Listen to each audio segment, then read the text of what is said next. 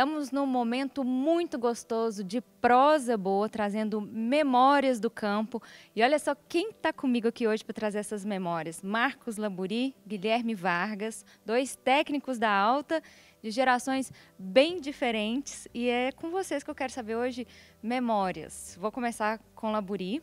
Conta pra gente como foi seu primeiro contato com a pecuária. Partiu de você? É algo familiar, assim? Não, eu não tenho na família, não.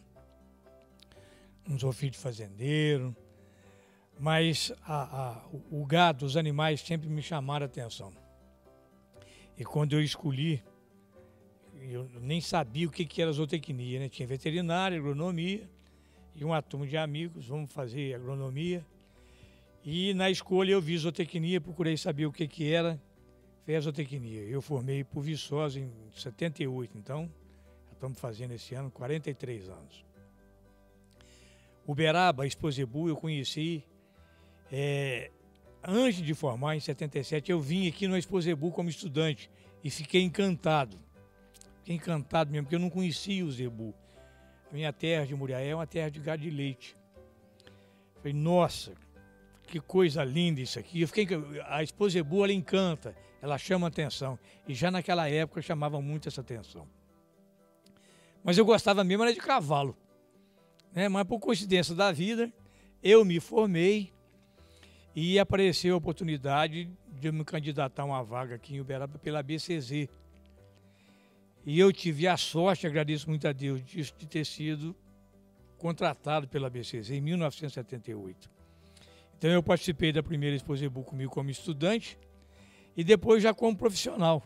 E já faz tempo que a gente participa aqui, né? É uma mudança realmente. Então é uma paixão. Todo mundo sabe que eu sou um apaixonado pelo zebu e pela pecuária de corte principalmente, né? Mas o zebu realmente é uma paixão. Já são 42 anos de carreira que o Guilherme não tem nem 40 de vida ainda, né, Guilherme? É isso aí, Débora. Começando a jornada agora, né? É um pouco diferente do Laburi, né? Eu comecei no interior, fui criado no interior. Minha família sempre do campo, tanto meu pai quanto minha mãe, meus avós. Então toda a infância foi na fazenda e sempre partiu esse gosto pelo gado. E aí, ao longo da vida, fui desenvolvendo e até chegar ao período, né? Finalizei o ensino médio e querer buscar algo que eu tivesse fazendo o que eu realmente gosto, amo, né? De estar no meio dos animais e juntar o útil ao agradável também, de ter uma profissão e tornar um profissional dessa área. E foi aí que eu comecei essa jornada também aí. Encantado, como o Laburi disse, pela Exposebu. A minha primeira vinda em Uberaba foi em 2015, com um amigo criador de Nelore lá da nossa cidade. E foi amor à primeira vista. E a partir disso eu comecei a desenhar e buscar os caminhos para vir estudar e formei. E tô firme aqui em Uberaba. Como que é para você, com 2 anos quase assim de carreira, trabalhando hoje na Alta, vindo desse sonho lá do Centro-Oeste de Minas para cá agora acompanhando essa exposição que é conhecida no mundo inteiro e do lado do mestre, que ele é conhecido como mestre aqui pra gente, né? Para onde vai, a gente escuta assim. Fala dessa experiência de estar do lado do Laburi agora e poder compartilhar desse momento com ele. Débora, o sentimento é de gratidão, né? Porque quando eu iniciei na faculdade, a gente vinha visitar a Alta, né? Exposebu, participava dos estágios e ficava imaginando, né? Será que um dia eu vou conseguir estar nesse meio, eu vou trabalhar numa empresa que sempre me atraiu, né? Quando eu vim para Uberaba e comecei a conhecer esses ambientes, tanto Exposebu, Expogenética, ou mesmo as visitas aqui, eu falei, ou é Alta Genetics, ou uma oportunidade de trabalhar na BCZ, e Deus me concedeu essa possibilidade aí de vir trabalhar aqui. Então, orgulho do lado de grandes mestres, né? Pessoa que a gente via vídeo no YouTube no começo da faculdade para aprender, via nas exposições, nossa, será que eu vou lá perguntar? É um pouco tímido ainda, querer puxar assunto, e hoje tenho o prazer de trabalhar junto, conversar, aprender. Então, realmente é algo que não tem preço. Laburi, que eu e o Guilherme somos 2 aprendizes aqui. Você que é o cara da memória, então, e o nosso objetivo aqui é ouvir história, a gente quer recordações. O que você traz pra gente lá da sua memória, da sua primeira exposição, por exemplo? Consegue trazer algum momento marcante, assim? A primeira que mudou muito, se nós formos pensar de hoje para 42 anos atrás, né? A Exposebu mudou demais, né? Quem mandava no gado de corte. Na verdade, ele nem tinha um gado de corte, era o Gir, né? E a esposa Zebu era, como diz hoje o jovem, o must, né? E a presença marcante era do Gir. O Nelore, depois, ao longo do tempo, foi se aprimorando. A esposa Zebu sempre trouxe assim, memórias danadas. Nós, particularmente, nós vimos, para mim, um touro que influenciou muito a pecuária brasileira, que foi o Ludi de Garça, cotado como grande campeão e perder a esposa Zebu. E depois se tornou um grande um vendedor de sêmen, né? Era a hora que a pecuária já estava começando a mudar. Então isso foi um fato marcante que até hoje, os mais antigos, né, nós lembramos assim, nossa, o Ludi perdeu aquele grande campeonato. E depois, eu já tenho falado isso diversas vezes, ao meu ver, foi o segundo touro. O primeiro foi o Cavas, depois foi ele, e mudar a pecuária. E filhos dele, netos, que mudaram a pecuária de gado de corte. Mas a esposa Zebu sempre trouxe boas lembranças para a gente das disputas, dos grandes campeonatos, dos recordes de venda de sêmen. Antigamente, né? Hoje a gente vende sêmen praticamente o ano inteiro, mas antigamente a grande venda acontecia em maio. Então nós, da central de inseminação, nós ficávamos assim, doidos para chegar a maio, para definir quem era o grande campeão e a busca por esse grande campeão. Quer dizer, todo mundo de olho, quem é o touro? Eu particularmente me lembro muito, porque houve um outro touro também que influenciou bastante aqui a pecuária, que foi o Legate, da Sabiá, né? Que era um filho do Iguaçu, de uma genealogia diferente do Ludi. E aquela pressão, quem é que ia trazer o Ludi, qual a central que ia trazer o Ludi, né? Que ia trazer o Legate. E a gente na briga, né? Eu tinha conhecido o Legate Garrotim, novinho, e tinha pedido para ele vir para a empresa que a gente trabalhava, que na época era Fundação Bradesco Pecplan. E quando ele ganhou o grande campeonato, que o senhor Alberto passou para mim e falou assim, o touro está com vocês. Nossa, você falou em emoção, né? Aquilo para mim foi nossa, que foi um touro que foi vendido. A primeira reserva de sêmen dele foi feita em dólar, eu não me lembro nem o preço que foi, mas eu sei que ele vendeu demais. Então foi um período muito marcante para nós, para a esposa Zebu, que era uma época de venda de sêmen muito forte, né? Era diferente do que é hoje. Então, ao meu ver, foi uma marca, foi um sentimento diferente e um orgulho de você estar participando, assim, contratando um animal, que na época eu era o gerente de produto da Pecplan, conseguindo trazer um animal que era desejado por todo o mercado e que realmente vendeu bem, né? E se tornou um ícone. Os grandes campeões antigamente eram os touros que vendiam sêmen, né? Quem é que é o grande campeão de Uberaba? Explodia. Hoje nós temos exposição de peso, né? Diferentes, e a gente procura outro mercado. Mas eu acho que particularmente foi um momento bem forte para mim. O olhar clínico mudou muito? Mudou, né? Se a gente pensar assim como é que era antigamente, o boi em si, o boi que morria, era um boi que morria com 5, 6 anos. Você falar em morrer com 5, 6 anos hoje é um atraso de vida, é um prejuízo econômico muito grande, né? Então, o padrão de raça também, como o nosso gado era muito mestiço, eu falei aqui que eu me lembro muito quando eu cheguei aqui no Triângulo Mineiro e subi para cima, a presença aqui no Goiás desse boi meia orelha, que tinha muito a orelha em forma de cartucho, sangue do Gir, a presença do mocho nacional aqui de Goiânia, do Goiás. Esse boi que morria tarde começou a mudar ao longo dos tempos. Hoje nós estamos numa pecuária de ciclo curto, mas antigamente não era isso. O gado nosso ainda era muito mestiçado, então a presença da BCZ, a meu ver, foi muito importante, porque nós não tínhamos um padrão. Você pega uma vaca holandesa ou um touro holandês, você sabe que ele é holandês. Você pega um animal, por exemplo, da raça Angus, de corte, é definido, tamanho, cabeça, pelagem. O gado Zebu é diferente, ainda tinha muito sangue mestiço. Então daí é que eu acho a importância da BCZ nesse período e nesse início, né? Os livros de registro se fecharam e quando você vinha para Uberaba, você vinha em busca daquele padrão. O que você queria? Por isso que, principalmente, os grandes touros, os grandes campeões vendiam demais. Então, com o tempo, isso foi mudando. Se você pensar hoje, nós não precisamos tanto só da beleza racial. Nós precisamos do animal enquadrado em qualquer que seja das raças zebuínas, como as outras taurinas são formadas. Mas nós precisamos de desempenho.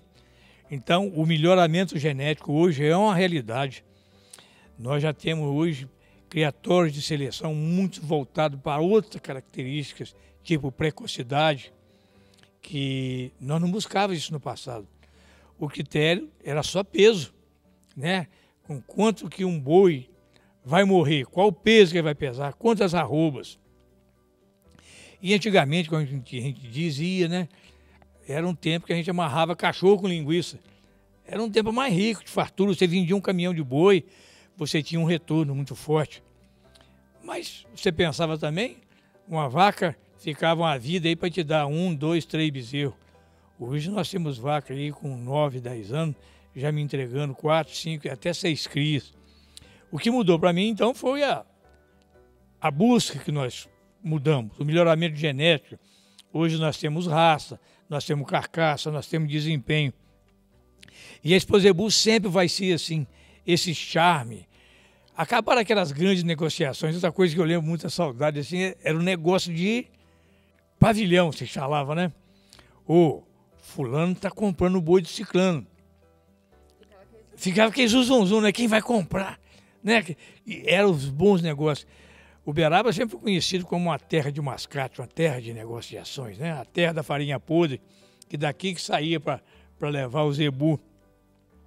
Então essas negociações eram muito interessantes, né? O grande campeão vai ser vendido. Nossa, quando a Expo Zebu chegava e começara a venda dos grandes touros, não começou a se vender o touro do filme, vender a grande campeão. Qual leilão que vai vender? Quem vai comprar? Nossa, isso aí dá saudade, essa negociação de pavilhão, essas histórias. A gente tinha tempo, né? Para chegar, para conversar, aprender. Vocês estão chamando de mestre aqui, mas mestre, o que é isso? Mestres são aqueles que me ensinaram, que ensinaram a gente. Você vê hoje pessoas famosas, que eu sou muito grato a muitos deles, a grandes criadores. Quando a gente tinha o tempo de conversar, de trocar ideia, embora aqui na Alta também, graças a Deus, né? A gente é uma equipe somos uma equipe muito unida, né?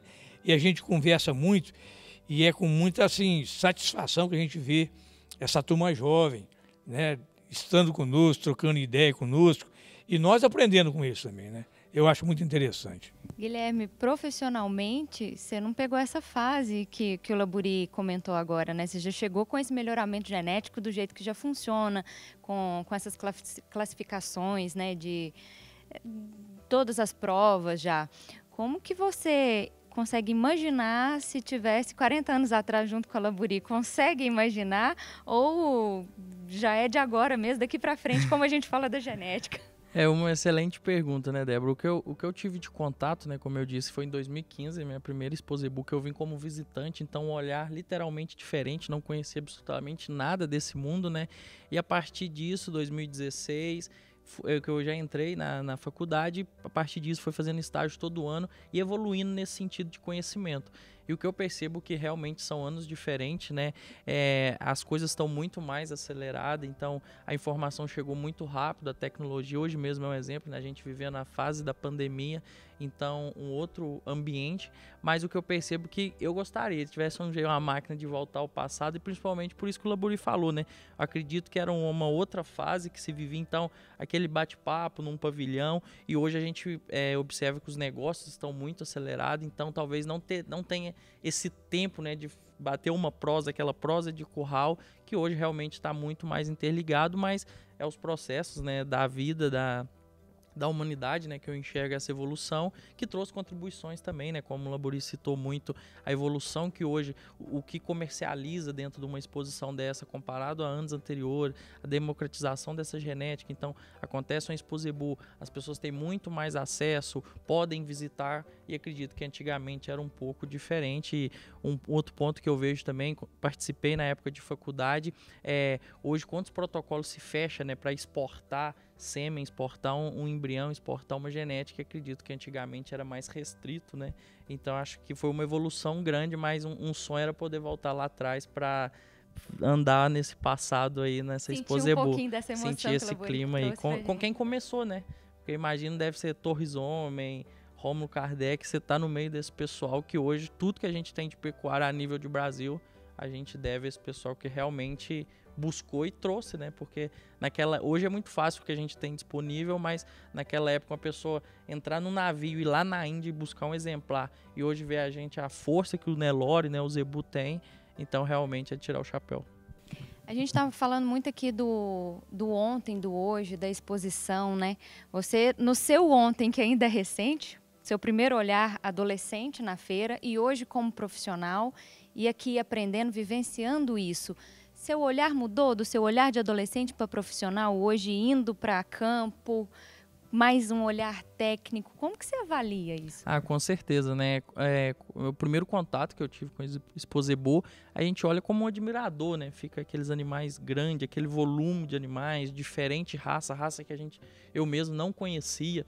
Um exemplo, o Hindu Brasil, eu ficava impressionado, e hoje eu já olho de uma forma o que essa exposição, né? Esse animal, esse leilão, o que pode gerar de impacto no campo. Então, pelo menos eu, Guilherme, eu vejo dessa forma em aquele julgamento, observar um animal, observar uma família ali naquele campeonato de Progen, o que isso pode contribuir de forma mais precisa mesmo, e tá antenado nesse mercado também, que é de suma importância, né? A gente vê hoje o mundo das avaliações, dos programas mais focados no melhoramento genético em si mesmo, mais aplicável, mas a exposição eu acho que é de suma importância também. Então eu acho que é olhar com um olhar mais clínico nesse sentido mesmo, o que eu posso desfrutar comparado a um de adolescente que era só admirar e tirar foto e filmar tudo.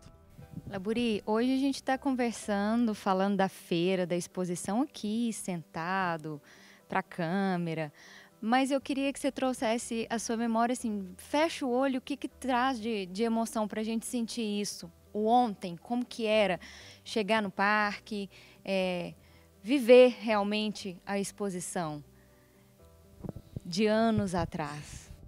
Nossa, ainda mais assim, né? Eu tive dois momentos, um como técnico da BCZ, né? Que você recebia esses animais, fazia pré-classificação, e depois como funcionário de uma empresa que comercializava sêmen. Então eram dois momentos distintos, mas tem uma coisa que é comum em todos. Como vinha animais do Brasil inteiro, você não sabia o que vinha, por exemplo, do Nordeste. Você falava assim, eu me lembro de uma época, por exemplo, que antigamente a Expo Inel e a Expo Zebu eram próximas uma da outra. A Expo Inel era em abril e a Expo Zebu em maio. E a Expo Inel era itinerante.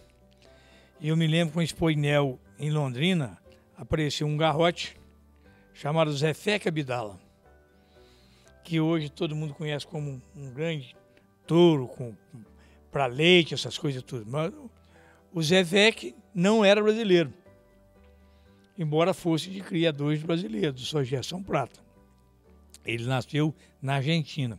Como a Expo Inel é a exposição internacional do Nelore, permitiram que o Zé Feque participasse da exposição de Londrina. E foi uma sensação. Naquele ano, a Expo Zebu prometia muito, eu me lembro que eu não fui na Expo Inel de Londrina. Mas a notícia logo chegou aqui, mas tem um touro aqui extraordinário, mas muito bom mesmo, é filho do Ludi. E vai ganhar. Um bafafá, que é um touro de muita carne, né?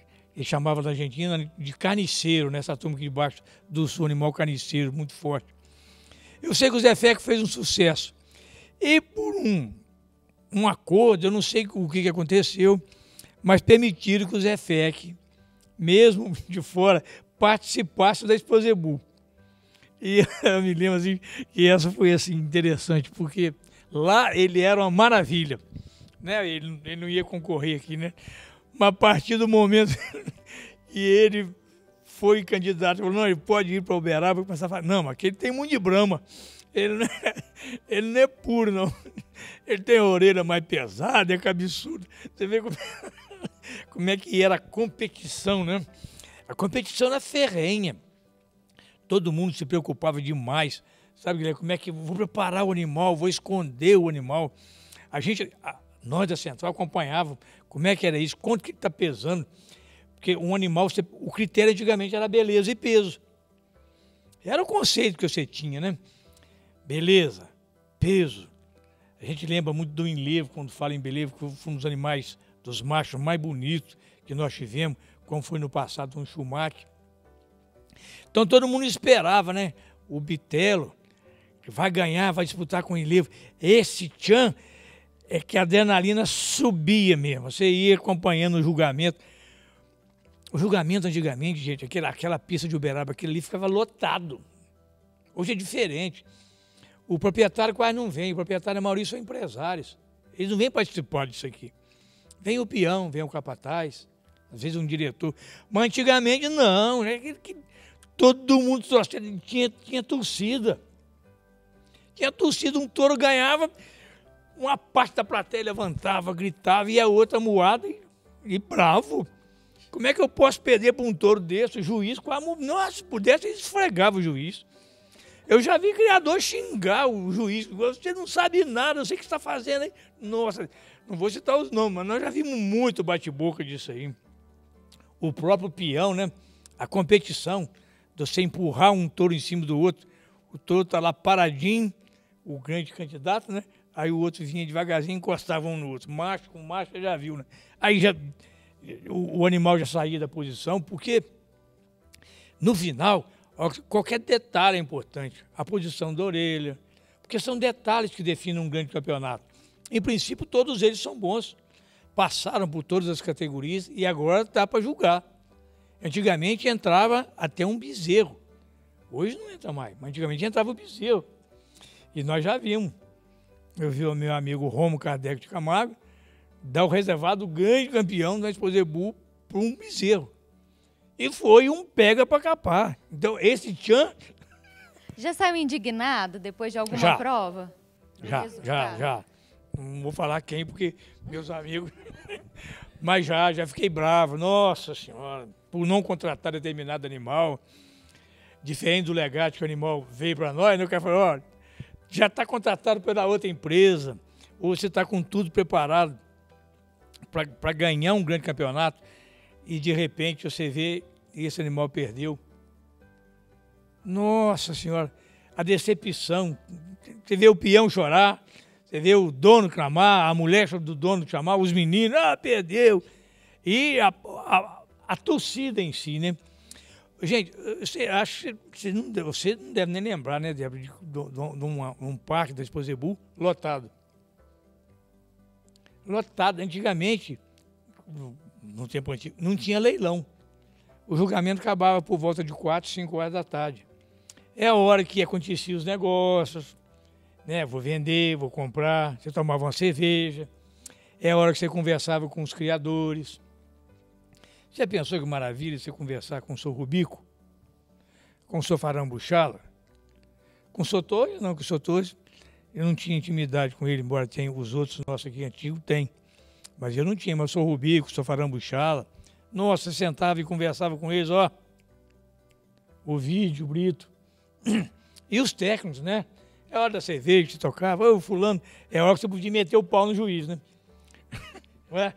Fulano jogou mal para cá. Nossa, não gostei daquilo lá, não. É que essas coisas. Então, esse tititi da Exposebu, os comércios, depois as vindas na central, né, que o cara vinha, conversava para conferir o touro que tinha, as progênies. Foi um momento de luz. Eu acho que a Exposebu continua como um momento de luz. Diferente, né? Nós vamos ter a segunda Exposebu virtual, não é isso? Nós aqui da Alta vamos fazer uma segunda Exposebu também virtual.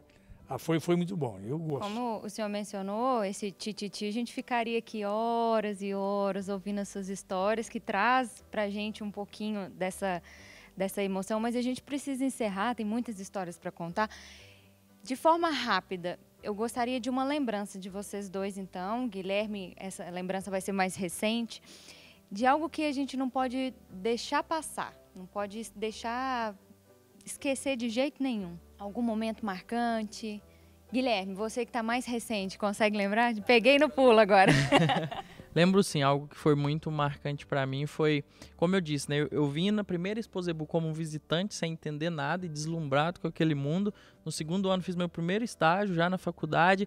No segundo ano fiz um estágio já de ter acesso àquela pista, né, que era um sonho para a gente estudante, de estar estagiando, estar ajudando nos trabalhos. No meu terceiro ano de faculdade eu fiz o curso de jurado da ABCZ, da Sá Zebuína, e no meu quarto ano eu auxiliei a Exposebu, da raça Nelore Mocho. Então, para mim, nessa pouca trajetória aí, foi algo mais especial que eu guardo e vou levar para sempre. E como o Lamburi disse tudo, né? Essa emoção de estar lá dentro, a responsabilidade, e foi antes da pandemia, né? Então tudo funcionando normal, de você ver um criador olhando e de você sair da pista e não sendo o jurado efetivo, né? Mas auxiliar, então acompanhando ali nos trabalhos e ver aquela pressão de realmente você decidir um campeonato, tanto de macho como fêmea, dentro da Exposebu, foi algo bem especial e marcante para mim.